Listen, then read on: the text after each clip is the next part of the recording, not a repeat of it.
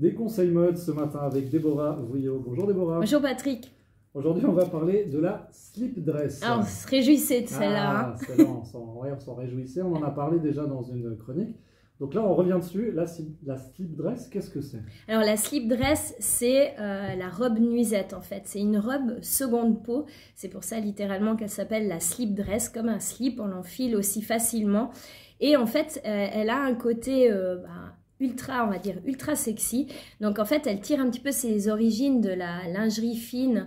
C'est vraiment une pièce qui a été très tendance dans les années 2010. On l'a vu dans différentes séries telles que Beverly Hills ou Friends. Donc c'est vraiment cette petite robe à fines bretelles en soie. On a l'impression que c'est une nuisette pour aller dormir, mais c'est vraiment ultra tendance. Le danger, c'est justement que ça soit too much sur la silhouette ou de jouer vraiment le côté trop sexy.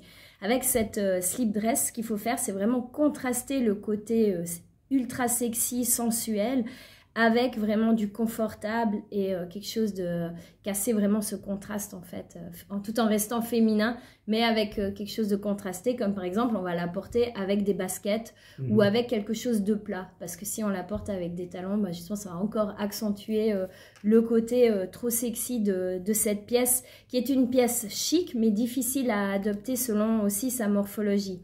Par exemple, une des premières façons de la porter, c'est qu'on va casser ce côté féminin avec une veste de blazer. Donc, on va la porter avec une veste de blazer ceinturée.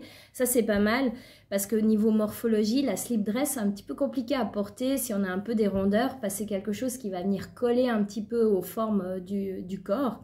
Donc, on peut recarrer la silhouette avec un blazer, la souligner au niveau de la taille. Et ça peut faire une tenue super chic avec des tout petits talons ou juste ce qu'il faut pour remonter un petit peu la silhouette.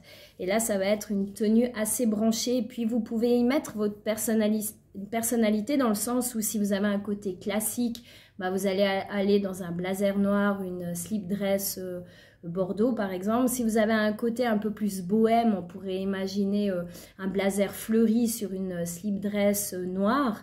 Donc là, on peut vraiment commencer à l'adopter selon sa personnalité, cette pièce qui peut faire un petit peu peur de prime abord. Et on la porte pour quelles circonstances, la slip dress? Alors, on peut la porter tant justement au travail avec un blazer, des petits mocassins ou des escarpins. On peut la porter version vraiment décontractée, un brin rétro le week-end. Ça veut dire qu'on peut juste enfiler dessus une chemise à carreaux, une paire de baskets. Ou ce qui se voit souvent aussi dans les magazines ou sur Insta, c'est de porter cette slip dress avec un pull noué à la taille ou simplement un sweat par-dessus, des baskets, justement pour toujours contraster le côté sexy de la pièce en elle-même avec le côté confortable.